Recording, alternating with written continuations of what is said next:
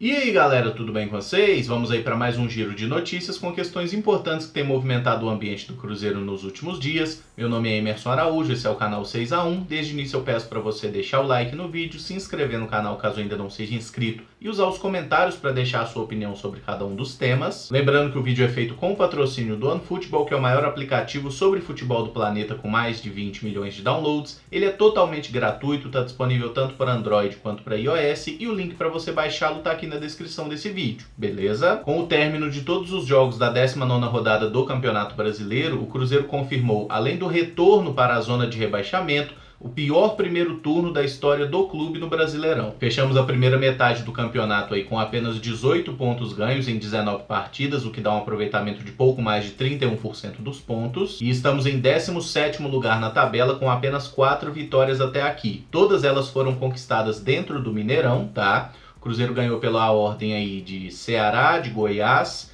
de Santos e de Vasco. Nós temos a quarta pior defesa do campeonato até o momento, sofremos 28 gols e apenas 3 times, né, obviamente foram piores que a gente, o Goiás, o Fluminense e a Chapecoense. Em termos ofensivos, temos o terceiro pior ataque do campeonato até aqui. Apenas 16 gols que o Cruzeiro marcou até o momento, menos gols que a gente, só Avaí e CSA fizeram, e uma base de comparação esdrúxula. O artilheiro do campeonato, né, o Gabriel do Flamengo, ele tem os mesmos 16 gols do Cruzeiro, mas ele só jogou 15 partidas. É realmente uma lástima o que aconteceu nesse primeiro turno, e é importante que todos dentro do clube, nós torcedores também, olhemos bem para esses números e entendamos uma coisa: a menos que o Cruzeiro mude muito no segundo turno, o desastre vai sim acontecer.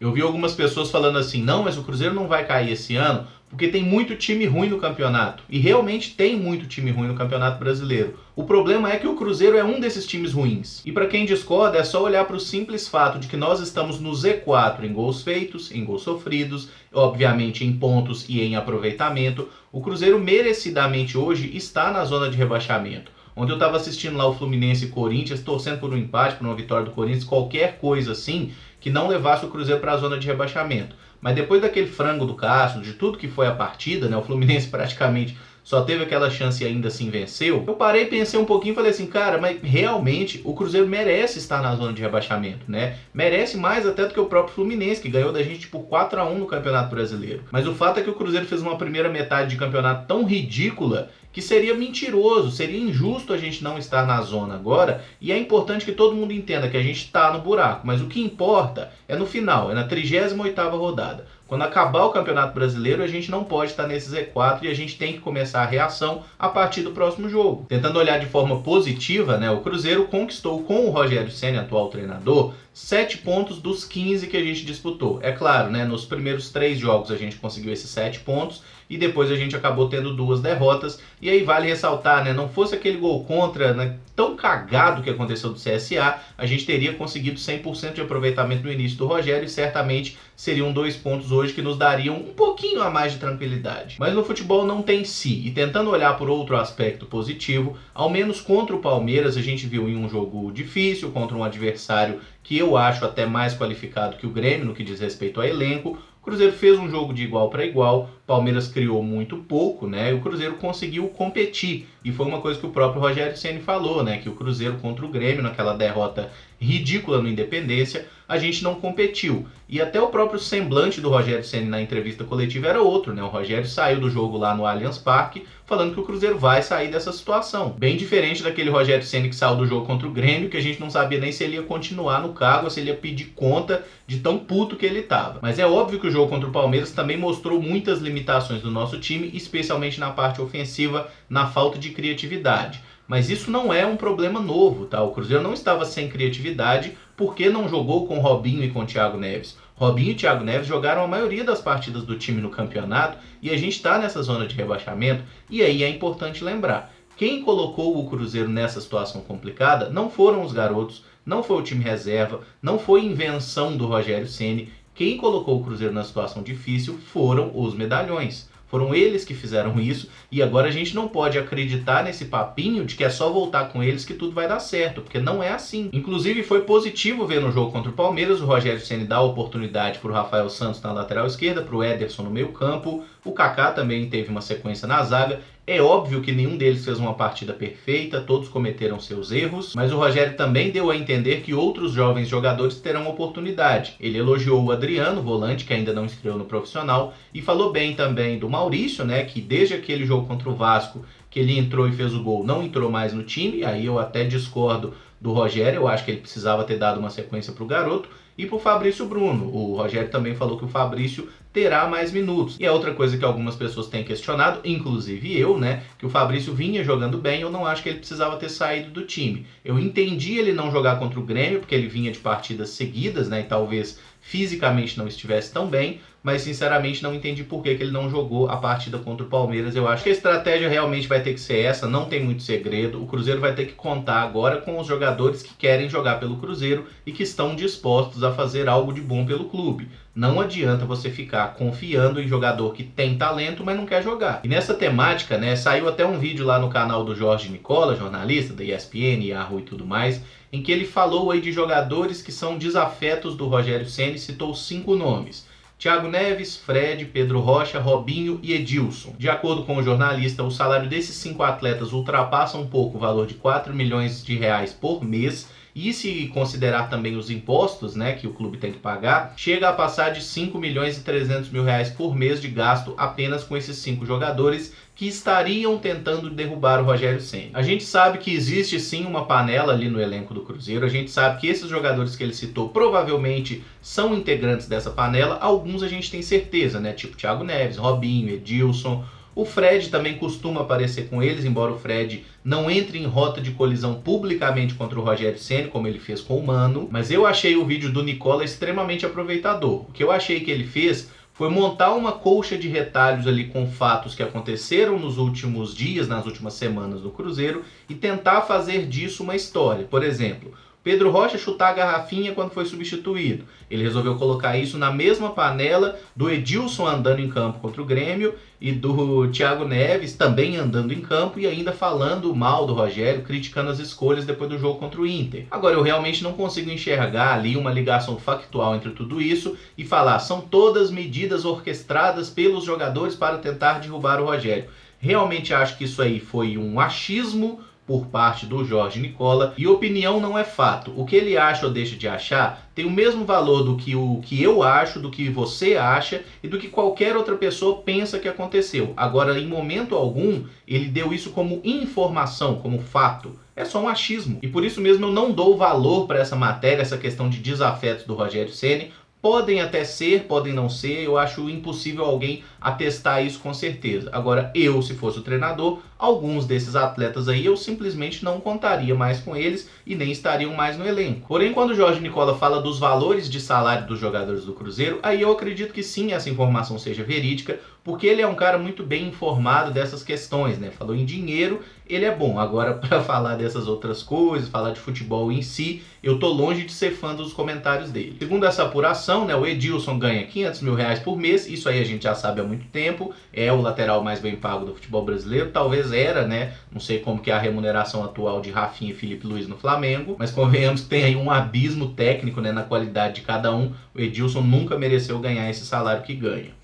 O Robinho, segundo a apuração dele, ganha 450 mil e os outros 3 jogadores ganham de 1 milhão para cima, né? Thiago Neves, Pedro Rocha e Fred. De todos esses, o único que eu manteria para 2020 é o Robinho, porque eu acho que tecnicamente é um jogador que tem bastante a entregar. Ele é um armador, que é uma posição difícil de você achar no futebol brasileiro, um cara que saiba organizar um time, que seja criativo e tem uma grande qualidade de passe. E o Robinho não é tão velho, ele é um jogador que tem 31 anos. Somando isso o fato do salário dele ser o menor entre todos, eu acho que ele é um jogador que pode ser útil para o Cruzeiro, até porque se tirar essas outras maçãs podres aí, o Robinho baixa a bola dele e entra na linha, porque o Robinho nunca foi burro. Mas com relação a Fred, Thiago Neves, Edilson e Pedro Rocha, se for por falta de tchau 2 vezes para eles, acho que no ano que vem não vão fazer falta nenhuma, porque esse ano não estão jogando bem. Outro assunto que repercutiu foram aí as declarações do Fábio, né, após o jogo contra o Palmeiras. Algumas pessoas têm dito, ele deu indireta para o Thiago Neves, não sei o quê. O que o Fábio disse basicamente é que as coisas vinham bem até o jogo contra o Inter, aí algumas declarações fizeram com que o ambiente se perdesse do foco principal, que é o futebol. Para mim isso não foi uma indireta do Fábio para o Thiago Neves, isso foi uma direta mesmo, tá? Foi uma cobrança para um jogador que, num momento de instabilidade do clube, expôs todo o elenco. E para o Fábio vir publicamente falar sobre isso, eu acho que é porque ele estava muito incomodado com a situação e provavelmente outros jogadores também ficaram. E eu concordo com o que o Fábio disse, porque olha só, depois daquele jogo contra o Inter, nós fomos eliminados da Copa do Brasil, coisa que já era previsível, né, a partir do momento que a gente já tinha perdido o jogo em casa, mas o Cruzeiro tinha 7 pontos de 9 possíveis no Campeonato Brasileiro. O início do Rogério Ceni no Brasileirão foi muito positivo pra gente. E exatamente naquele momento o Thiago Neves deu as declarações, né? Causou uma instabilidade dentro do elenco, sim. Isso agora ficou público e notório. E um cara que tem 15 anos de clube, como é o caso do Fábio, para ele chegar e se posicionar dessa forma, que eu considerei correta, mas uma postura firme, é aquela coisa tipo assim: Thiago Neves, você traiu a confiança do grupo. Agora só tem uma forma de você recuperar isso. É jogando muita bola dentro de campo quando entrar. E aí a gente lembra que o próprio Henrique, depois do jogo contra o Grêmio, também tinha dado umas declarações nesse nível, né? Não falou de nomes, mas também reclamou muito dessas questões. Então agora, cara, a bola tá com o Thiago Neves. É ele que tem que jogar. Aparentemente nenhum jogador vai ser afastado. E o Thiago vai ter outras oportunidades em campo, como teve no jogo contra o Palmeiras. Joga bola, que os jogadores vão voltar a apoiá-lo e a torcida também. Beleza, né? Mas qual é a receita para o Cruzeiro conseguir se salvar no Campeonato Brasileiro? Obviamente, ganhar jogos, né? Isso todo mundo sabe. Mas eu entendo que o que vai ter um papel decisivo é realmente o confronto direto. Os nossos próximos 3 jogos fora de casa serão contra Goiás, Ceará e Chapecoense. 3 adversários que estão na mesma briga que a gente na parte baixa da tabela, né, lutando contra o rebaixamento. Alguns times estão até melhores e eu acho que o Cruzeiro vai precisar pontuar nesses jogos, de preferência voltar a vencer. Nós ainda não ganhamos nenhum jogo fora de casa no campeonato e essas 3 partidas são a oportunidade perfeita. E para quem falava que o problema do Cruzeiro em Campeonato Brasileiro é que os jogadores não tinham a mesma mobilização que eles têm para o mata-mata, o problema está resolvido, porque agora virou mata-mata. Tá? Todo jogo vai ser decisivo, o Cruzeiro precisa aí de aproximadamente 50% dos pontos para não correr risco de rebaixamento, e agora não tem outro papo, é começar a ganhar jogo e parar de inventar desculpa. Além de tudo de negativo que envolve um rebaixamento, tem também a questão financeira, que até os últimos anos, o time, quando ele era rebaixado na primeira temporada, ele mantinha o patamar financeiro, a verba de TV, de um time de Série A. E essa verba só caía se ele permanecesse na Série B. Se ele conseguisse o acesso no primeiro ano, ele não tinha uma queda no faturamento. Agora mudou. O time que for rebaixado, ele já na primeira temporada vai receber dinheiro de Série B, o que é praticamente nada. Acho que a gente não precisa falar mais uma vez das imensas dificuldades financeiras que o clube vive, né? E claro, o grande responsável é Wagner Pires e seus capangas, embora eles herdaram uma situação já complicada de Perrella e de Gilvan. Mas se tem um atenuante, pelo menos o clube divulgou aí que os salários foram quitados, né? Pelo menos os salários que estavam faltando pagar referente ao mês de julho, que eram para ter sido pagos até 5 de agosto. Esses foram resolvidos aí até o final da última semana, e agora o Cruzeiro tem uma folha de salário atrasada, que é referente a agosto, que deveria ter sido paga até o dia 5 de setembro agora. O nosso próximo jogo é no sábado, contra o Flamengo no Mineirão. Obviamente será um duelo muito complicado. O Flamengo atualmente líder do Campeonato Brasileiro, jogando um ótimo futebol, e a gente nem vai poder se beneficiar de algum cansaço deles, né? Porque o Flamengo ainda está vivo na Libertadores, porque eles também terão essa semana inteira livre aí para recuperação física, para treinamentos, e no sábado o Cruzeiro e Flamengo se encontram em tese 100% fisicamente. Vai ser muito complicado vencer esse jogo. A nossa disputa nem é contra esses principais times do Brasileirão, a gente vai precisar muito mais somar pontos e ganhar daqueles times que estão brigando ali contra o rebaixamento também, mas é óbvio que dá para ganhar, o nosso objetivo tem que ser a vitória, não existe time imbatível. E só para lembrar, a estreia do Rogério Ceni foi Cruzeiro contra o Santos, que até então era considerado ali o time da hype, né? O time que estava mais em alta, era o líder do Campeonato Brasileiro, e a gente conseguiu uma bela vitória por 2-0 jogando muito bem. Eu considero que para a gente conseguir uma vitória contra o Flamengo é essencial a participação da torcida. É claro que a torcida não vai entrar em campo e fazer um gol, mas ela certamente ajuda a criar um ambiente mais propício para a gente, criar uma pressão com relação ao adversário. E tem rolado uma campanha aí nas redes sociais, né, pedindo que a diretoria coloque todo o Mineirão no jogo de sábado no preço popular, né, no valor de R$10. Considero essencial que a diretoria compre essa ideia, libere o Mineirão todo no ingresso popular. O Cruzeiro precisa muito da presença da torcida nesse momento. E para aquele torcedor que está em dúvida se deve ou não apoiar o time nesse momento de dificuldade, o raciocínio é muito simples. ou ajuda agora o Cruzeiro a se recuperar e não ser rebaixado, ou ano que vem vai ter que ir no estádio para gritar vamos subir, zerou. Ou se une todo mundo agora, é torcida, jogador, diretoria, comissão técnica, o Papa, quem puder, ou junta todo mundo para salvar o Cruzeiro, ou nós vamos ser rebaixados sim. E vamos pelo menos fechar o vídeo com a notícia boa. O Cruzeiro fez um acordo aí com o Pedro Lourenço, né, que é dono dos supermercados BH, para quitar as pendências que o clube tinha com esse investidor relacionado a 2 jogadores, Mike e Arrascaeta. Para quem não lembra, né, basicamente os supermercados BH tinha percentual do direito econômico desses 2 atletas, o Cruzeiro negociou eles, né, no final do ano passado, início desse ano, e não repassou o dinheiro para o parceiro. Com isso, os supermercados BH tinham entrado na justiça para cobrar o que é devido, né, inclusive tinha conseguido que a última parcela da venda do Arrascaeta fosse bloqueada, mas agora que anunciaram um acordo, né, certamente esse dinheiro vai ser liberado, o Cruzeiro vai receber normalmente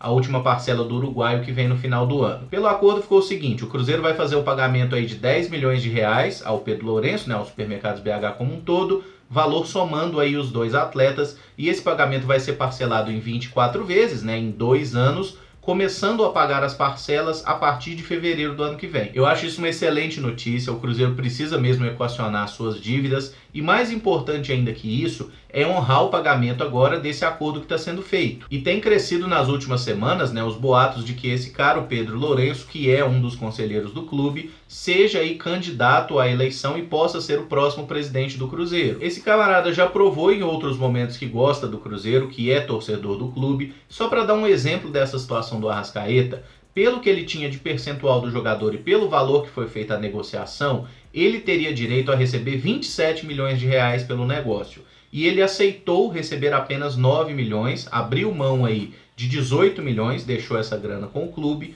O outro 1 milhão que soma nesses 10 que ele vai receber é referente ao acordo pelo Mike. A gente tem que ter muito cuidado com essas questões políticas, mas pelo que eu sei até aqui, não tem indícios de desonestidade por parte desse Pedro Lourenço e ele me parece ser um bom administrador. Então é tudo muito prematuro ainda, mas pode ser que daí esteja saindo uma boa alternativa para o Cruzeiro melhorar a sua gestão, né, que foi desastrosa aí nos últimos anos, para não dizer nas últimas décadas. O que a gente não pode é seguir refém dos Wagner Pires, dos Itair Machado, dos Zezé Perrella, nem dos Gilvan de Pinho Tavares. O Cruzeiro precisa de gente nova e gente que esteja disposta a ajudar o clube. E um aspecto que me faz pensar que o Pedro é uma boa alternativa é que ele não precisa do dinheiro do Cruzeiro. Na verdade, a lógica é o contrário, né? O Cruzeiro que em muitos momentos precisou do dinheiro dele para viabilizar algumas contratações. Pode ser a luz que a gente ainda não estava enxergando no fim do túnel, né? Desde que ele de fato esteja disposto a assumir o Cruzeiro. Enfim, pode ser um bom presidente para o Cruzeiro no futuro. A gente torce